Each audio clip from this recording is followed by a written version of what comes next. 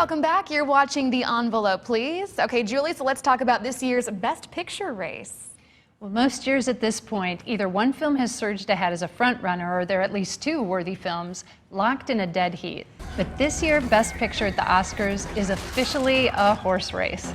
The Revenant, with director Alejandro Inarritu, took top honors at the Directors Guild of America Awards. That leaves the three major Hollywood guilds divided. Spotlight took the top prize at the Screen Actors Guild Awards, and the Producers Guild of America chose The Big Short as its top film. So that really leaves predictions for this year's Best Picture at the Oscars up in the air. We've got 8 films up for the award: The Big Short, Bridge of Spies, Brooklyn, Mad Max Fury Road, The Martian, The Revenant, Room, and Spotlight. Okay, Julie, lots of nominees, so give us a brief overview of each one.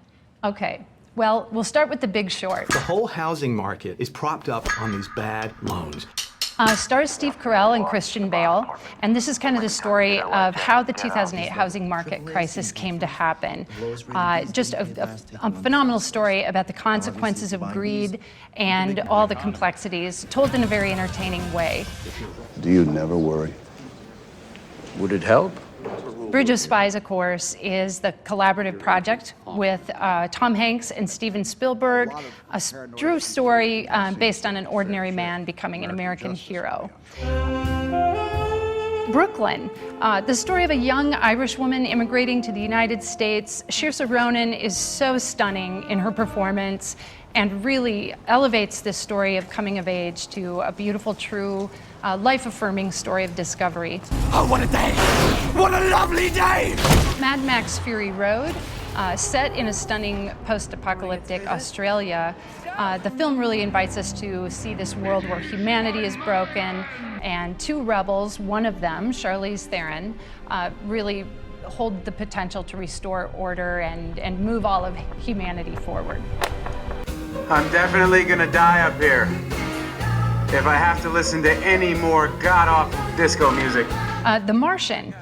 This is another survival story, but of an astronaut mistakenly left behind on Mars, and its humor and imaginative storytelling are just really an exciting story of human exploration in space. The Revenant, probably the story with the most ties to South Dakota, about the survival story of Hugh Glass, who's mauled by a bear, and a story of friendship and loyalty, and of course, revenge. Do you remember how Alice wasn't always in Wonderland? Room, a story that a lot of people have struggled to see just because of Brie Larson, who's so fantastic, but the story of her captivity, being held in a room, and how she manages to survive and also attempt to save her son. They knew, and they let it happen! 2 kids! And then Spotlight, which is a beautiful story about the true story of the Boston Globe's investigative journalism team working to really tell the truth behind the allegations of abuse in the Catholic Church, and really exploring questions about journalism and how we can get to the heart of a story that is so earth-shattering to people. Okay, Julie, so which ones do you think have the best shots at winning? Well, I think for this year, the buzz is really all centered around The Revenant, Spotlight, and The Big Short. Those are the 3 that seem to be neck and neck. I think a lot of people are going to weigh in and bet on The Revenant just because it's been sweeping so many other awards across the globe, really. My personal favorite was Spotlight. It was a story that stayed with me profoundly after leaving the theater. Revenant is a thrilling ride, but I didn't really feel like I, carried that story with me throughout the rest of the week. But Spotlight is very much so, and The Big Short should just be required viewing. One of those Best Picture nominees, The Revenant, is based on a true story that took place right here in South Dakota. It also hits close to home for a Sioux Falls native who now lives in White Lake. Yeah, Carol Blackford wrote her master's thesis on Hugh Glass, the man portrayed by award-winning actor Leonardo DiCaprio. Now, we visited her in Brookings, where a copy of that thesis sits today in the library of South Dakota State University. The Oscar-nominated film portrays the true story of Glass in the 1820s, who fought for survival after he was mauled by a bear and left for dead. I waited 32 years to see something. I mean, 1984 to 2016, it's a long stretch. It's a long crawl. I often wish that old Hugh could come back. What in the world? I never thought I'd be a movie star. I read the story of Hugh Glass, Lord Grizzly, and I thought anybody who could crawl with a broken leg, what tenacity.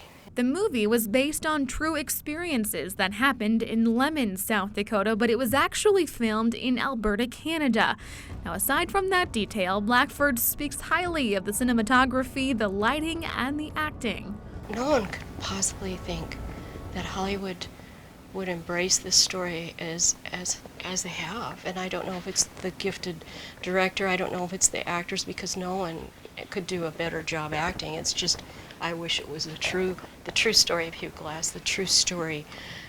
And it would have been great if they had been in South Dakota and filmed it here. A piece of The Revenant's real-life history can be found at the South Dakota Cultural Heritage Center in Pierre. This letter from the spring of 1823 was dictated by Hugh Glass. It is written to the parents of a man who was killed by Indians while on an expedition with Glass. The man's dying wish was that Glass contact his family to let him know what had happened.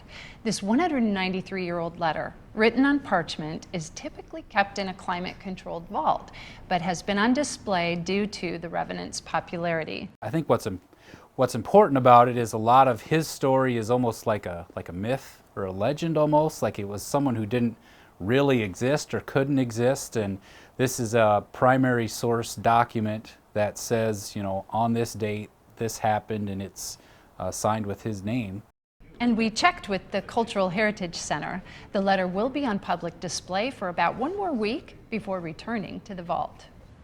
Well, still ahead here, they're often the toughest categories to predict, the short films. Coming up, we'll look at the nominees and get an exclusive look at how Sioux Falls moviegoers are participating in the voting for these categories. And as we head to break, here's a look at the men and women up for Oscar's Top Acting Awards this year.